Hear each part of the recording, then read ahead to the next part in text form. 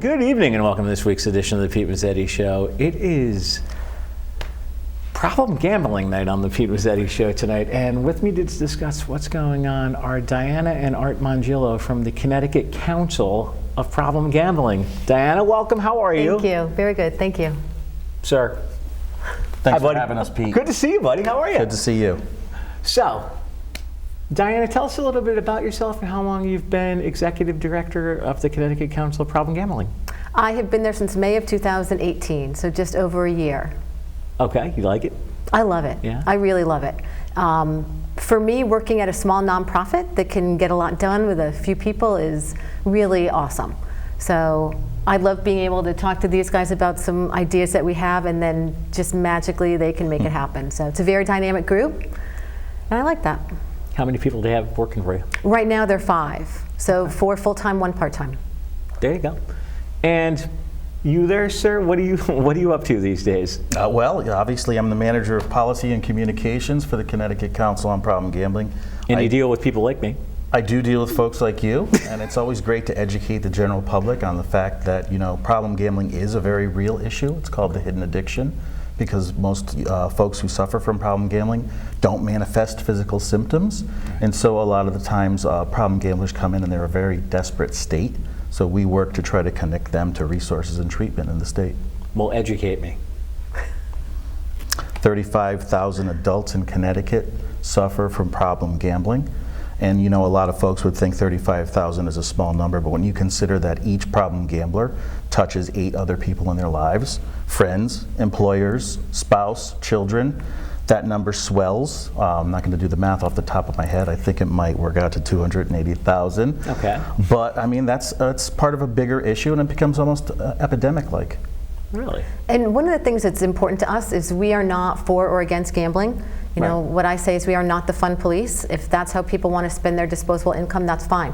We just want to be there in case people run into trouble and they need somewhere to go. So that's really what our niche is in this whole problem gambling arena. So there are a lot of people that can gamble and it's not an issue, and that's fine. But for those potential 35,000 people for whom it is an issue, we want to make sure there's somewhere for them to call and place for them to get treatment. Wow. You guys are a busy organization. Now more than ever, yeah, absolutely. I Yeah, know. there's a lot going on with gambling, not just in the state, but neighboring states and all around the country. So, Well, what's going on? What's going on locally? So there's some bills that were before the state legislature in the past month or so. Online lottery, esports, a couple other smaller things, having a gaming commission, having an impact study, having a consistent legal age, because right now you can buy lottery tickets at 18, but you can't go to a casino until you're 21. So we really were able to take a hard look at some of the inconsistencies with our current policies and try to make some changes. So not a lot is still in place. Possibly sports betting is still going to be in place, and possibly iLottery. I believe last time you and I spoke there, sir, we talked about the iLottery very quickly. We did, and so when session began in January, we had 20 some odd bills before us, covering all sorts of things: sports betting, iLottery, where to divert the funds once they ultimately came in. We were left with 8 real bills. When session ended, we had a pre-existing federal authorization for a casino in East Windsor, and they put a feasibility study for using iLottery monies to fund the debt-free education program into the budget. So that's where we are now. There has been talk of sports betting and the Bridgeport Casino being taken up in special session this summer. Stay tuned. How do you think that's? When do you think they're going into special session? I heard sometime in June. We're approaching mid-June, so we'll see. And is it going to be short and sweet to the point, or? Well, I think is it going to be lengthy? The whole call of special session is really to deal with the tolls issue. Yeah. If they do decide to talk about sports betting as well, I know that Governor Lamont has come out in the past and said he wants a comprehensive package with regard to gambling, not just piecemeal legislation. So I would anticipate that if we do sports betting, another casino could potentially come as well. And Diana? We really like the idea of everyone just taking a harder look at everything. We're really hoping that they will consider having a gaming commission, a lot like they have in Massachusetts, Okay. who can oversee all of these gambling issues. It seems like you shouldn't have all these new gambling things in place before you have a regulatory body that can take a hard look at what Connecticut can stand and what neighboring states are doing. We're also supposed to have an impact study every 10 years, and we haven't had an impact study in 12 years. So we're really hoping that everyone can just take a breath and let's get some safeguards in place, let's get the building blocks in place, which would be the impact study and the gaming commission, and then look at what kind of gambling we should enact from there. Now, as far as an impact study, what exactly do they do?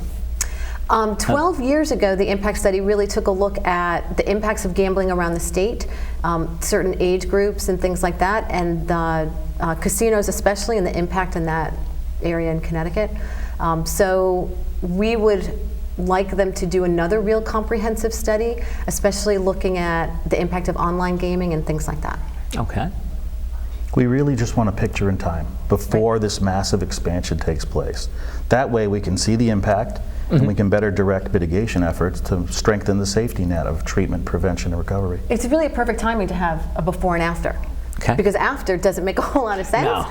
if you don't have the before. So we're really hoping that they, again, will just start an impact study now and then look at other forms of gambling. It makes sense to us. It does. Makes sense to me. Call your local legislator. Right. Exactly. And tell them what? Have an impact study and a gaming commission. Now, correct me if I'm wrong, Connecticut does not have a gaming commission. Correct. Okay. Consumer Protection oversees all of gambling. And the lottery has a board of directors. Aha. Who obviously oversees all the ins and outs of the lottery. Correct. Okay. You're over there shaking your head. Do you have something you would like to add? I concur. Just going back to what we would say to our legislators if we could still talk to them about this particular issue, is that we want to make sure that the safety net is strong.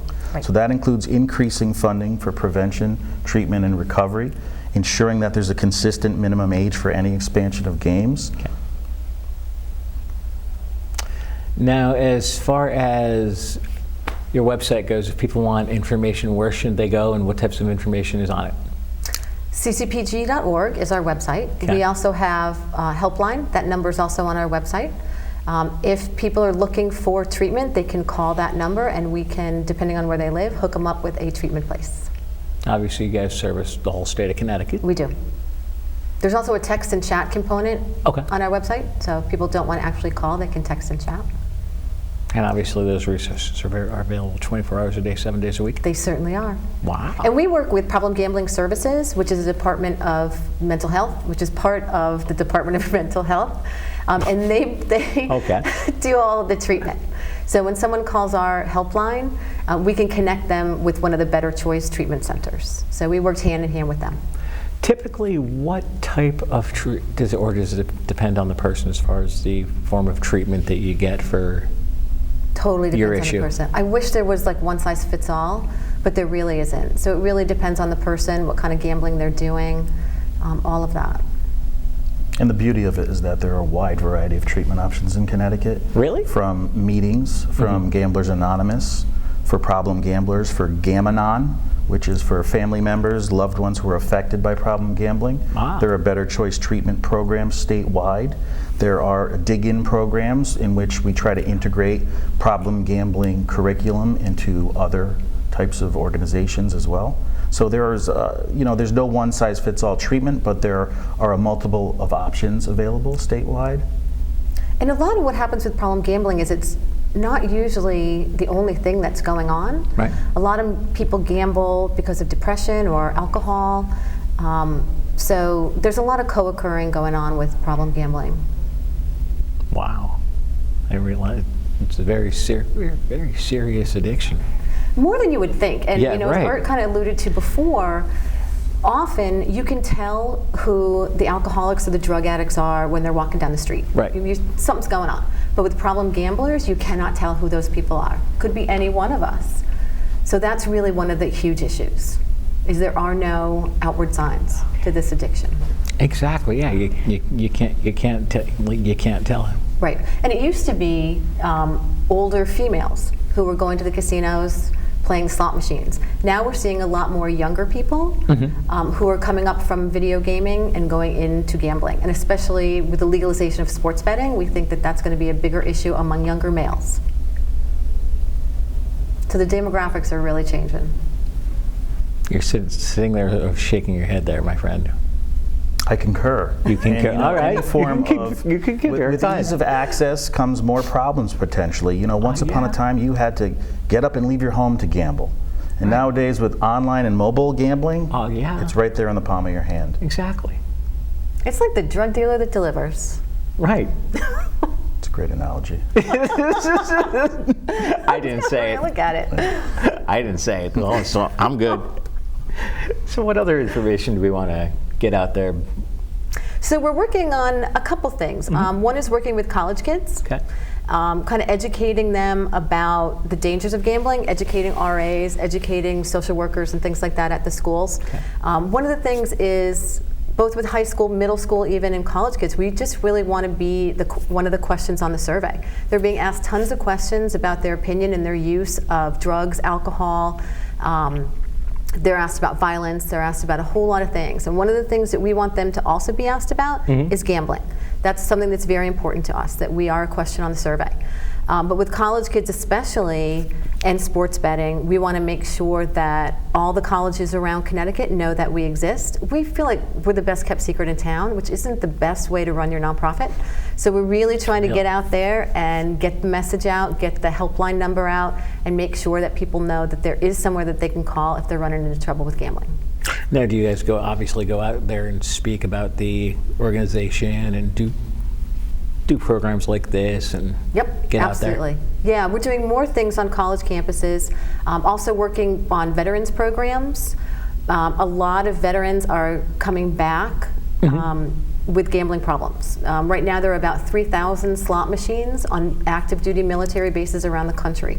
And they can't go anywhere, they have to stay on the base. Right. So they're coming back addicted to gambling, and those slot machines generate about $100 million, and none of that is going to problem gambling services. So we're really hoping that that will change. Where's it going? General fund. Okay. Yeah. All right. I didn't know that, so. Yeah, so we're hoping that some of that funding can come and help veterans when they come back addicted to gambling. And then the Department of Corrections program is another program we're working on. Go for it. Another population that also has a huge issue are people that go into prisons and come out as problem gamblers. Some go in as problem gamblers because they're convicted of some kind of embezzlement or theft or something like that to fuel their habit. But a lot of people are going into prisons not being problem gamblers, but there's nothing else to do. So they will start gambling on anything they can in prison because apparently it's super boring. And so they come out as problem gamblers. So we're doing Department of Corrections programs. We're working with problem gambling services to train the social workers and the corrections people. And we're also doing lived experience programs with our outreach manager and Gamblers Anonymous programs in prisons, so that they start getting used to going to meetings, so when they get out, hopefully they'll continue to go to meetings and stop gambling. Would you guys mind sticking around for another segment? Sure. Of course. Excellent. We'll be right back.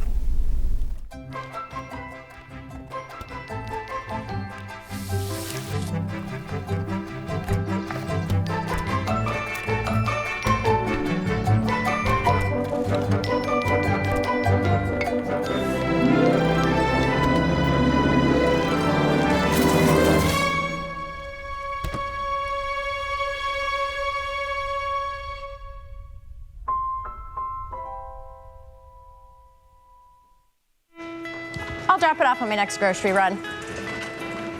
A lot of people donate. I don't have to. I'm too busy to donate. I only have a few things. I just really need some me time. It's too cold outside. I'll get around to it eventually. I just don't have the time. I just can't get motivated. But it's raining. I can do it next week. I'll donate at the end of the year. We all have excuses, but your donations change lives.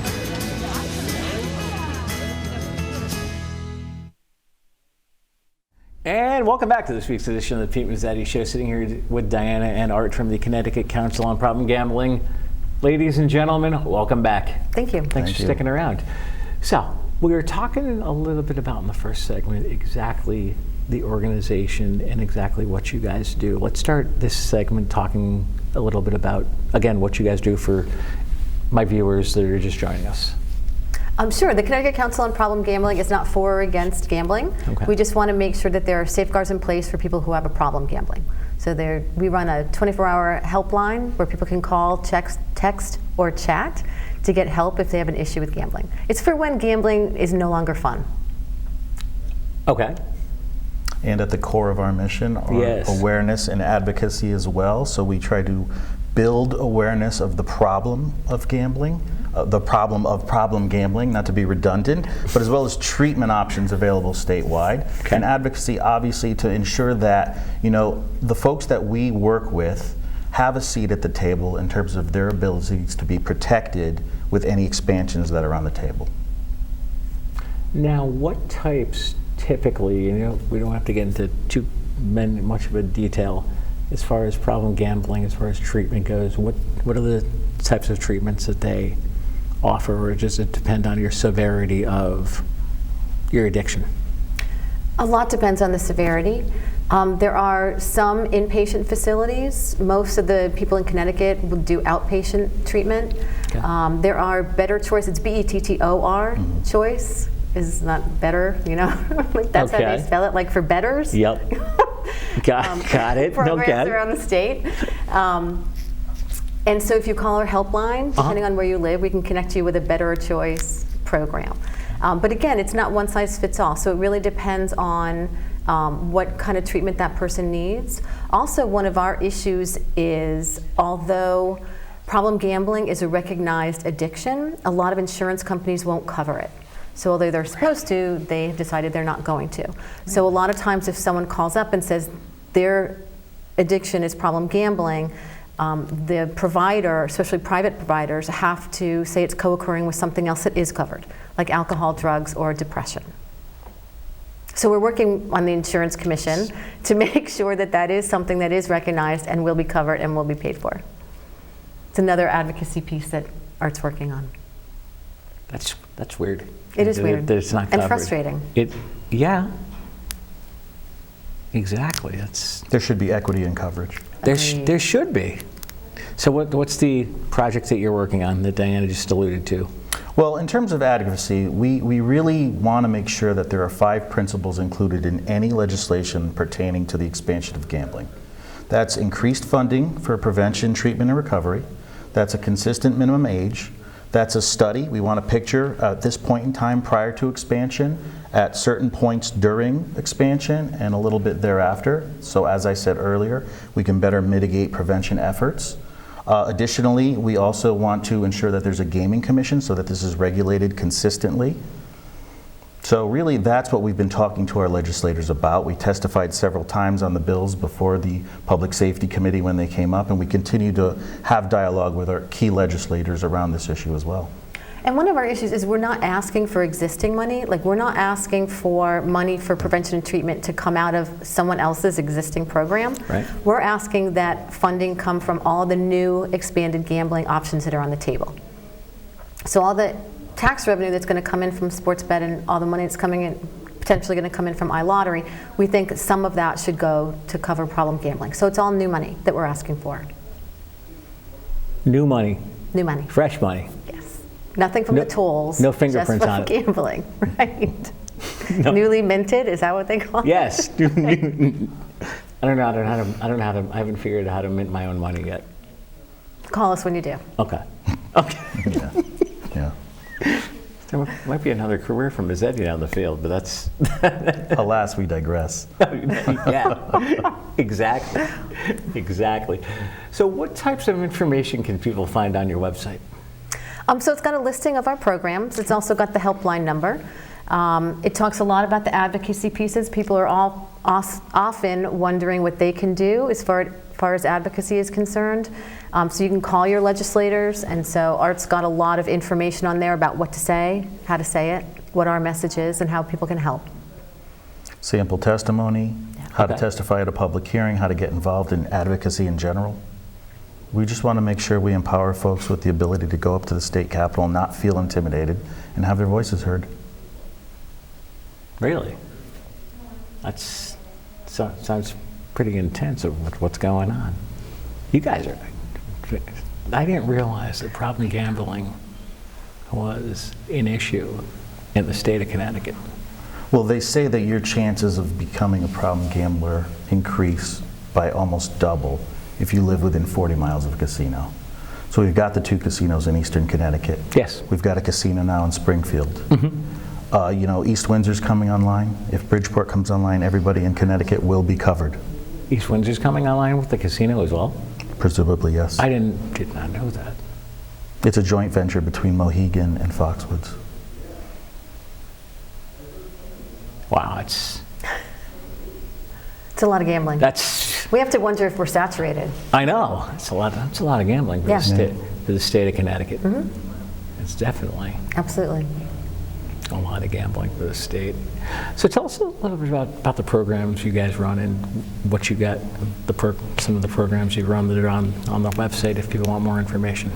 Well, what we really try to do is we're not content with just creating cookie cutter programs that are supposed to serve everybody. Okay. We talk a lot about hard to reach populations. I prefer to say populations that we have trouble reaching. There are certain cultures, for example, that will not go and seek help outside of their inner circles. And so what we want to do is we want to make sure there are programs and options available for those folks as well. So we're establishing an urban outreach program, for example. There was a program around Asian American Pacific Islanders. Okay. So it's really very targeted and specialized outreach. Programs with schools, programs with veterans, programs with the Department of Corrections as well. Wow. Danny, if anything, something like that? I think he did a great job talking about the programs. Oh my Yeah, God. that's awesome. It is. And one of the things Yeah. that we're asked often is if there is more expanded gambling and more funding does come to CCPG, what would we do with that? So a lot of what we want to do are continue the programs we're currently working on, but really publicize our helpline. We really want to make sure that everyone knows there's a suicide prevention line. So we need to make sure that everyone knows there's a problem gambling helpline as well. So we would do a much better job marketing that helpline with increased funding, and we think that would really impact a lot more people. So tell us about the helpline. As far as what's the phone number, how can people get in touch? And I bet they can put the phone number underneath. All right, That's for sure. sure. Scroll that phone number down. All right. It is on our website. Okay. I don't want to give the wrong number out. Okay. Do you know the number offhand? No? I know it No, ends in not off the top of my head. 7777, but I'm not sure. I haven't all had the to other call it. numbers. So. No, me either. All right. But what happens is when somebody does call the helpline, we have somebody in the office who answers. It's a trained clinician. She makes a warm handoff to a treatment program. Not a matter of giving somebody a phone number or a website address. We work closely with all of the different programs throughout the state, so we know the people. We know them personally. We know the best fit. Some folks don't want to go to a program in their own community. They want to go elsewhere. So we can accommodate all of those requests, and we can do so in a manner that's more of a warm transfer, as I said. And she's great. She was a clinician. She was practicing and helping people with who are addicted to problem gambling. So she knows all the treatment people around the state. So she's got great instincts about where to send someone. Sometimes she can, put someone on hold and get them an appointment that day because she's very connected to the community. So It's great. Wow. Yeah, she's awesome. Very cool. Very cool. Website for you guys. What is it? www.ccpg.org. And people can find what type of information on the website? You can find a listing of programs. You can find all of the statewide resources available from the Better Choices programs, including a regional map, as well as information about Gamblers Anonymous and Gam-Anon. We also have a conference coming up in October. We do. When? October 30th. Right? Okay. Yep, October 30th. Where? It's going to be on the Meriden-Wallingford line. Hilton Garden Inn. So a very central area for the state. So that's an all-day conference, and we'll have different people, different breakout sessions talking about problem gambling, where people can get help. There is a kind of clinical track for providers, but there's then also a track for people who are not providers who just want to learn more. So people are more than welcome to come to that conference. Information about the conference is also on our website. And obviously there's no fee to get into the conference? There is a fee. There is a fee. How much? There is. We haven't established the price yet because we do not yet have a keynote speaker. But as that information becomes available, please follow us on LinkedIn, follow us on Twitter, follow us on Facebook, and we will be releasing that information very shortly. Where are you on Twitter? What's your handle? CTGAMB. CTGAMB. Okay. And for those of you guys who aren't writing this down, you can always go to my website and we can link to the conference and tonight's guests. So if you guys aren't writing it down, we can get in touch with me and we can share that information with you. And also, if there are family members of gamblers, that's another huge issue. And there aren't a lot of places where they can turn. If they call our helpline and the person who's gambling doesn't want to get help, not a lot you can do. So we will have a lot more resources for family members at that conference as well. Cool. Because usually a gambler drags everyone else down with them. Yeah. We think that that's one of the huge issues, is a lot of times if you're addicted to drugs and alcohol and you raise your hand and you say you want to get help, your family's super psyched and they really want to help you. But often with gambling, your family's really pissed off at you because a lot of times you haven't paid the mortgage and your house is about to get foreclosed on. You've drained the 401k, you've drained the kids' college fund. And the family is usually not real happy. No. We've got one person who's a peer counselor who said she couldn't even get $10 to get an Uber to a Gamblers Anonymous meeting from one of her family members. They just didn't trust her anymore. So that's a real problem among the problem gambling community, is a lot of times they do not have family support. Cool. Well, Diana and Art, I want to thank you guys for coming down, and hopefully we'll see you again soon. Thank you so much. Thank you. Thank you, Pete. No problem. Thank you, guys. On behalf of Diana and Art, I'm Pete Mezzetti. Thanks, good night, and we'll see you next time.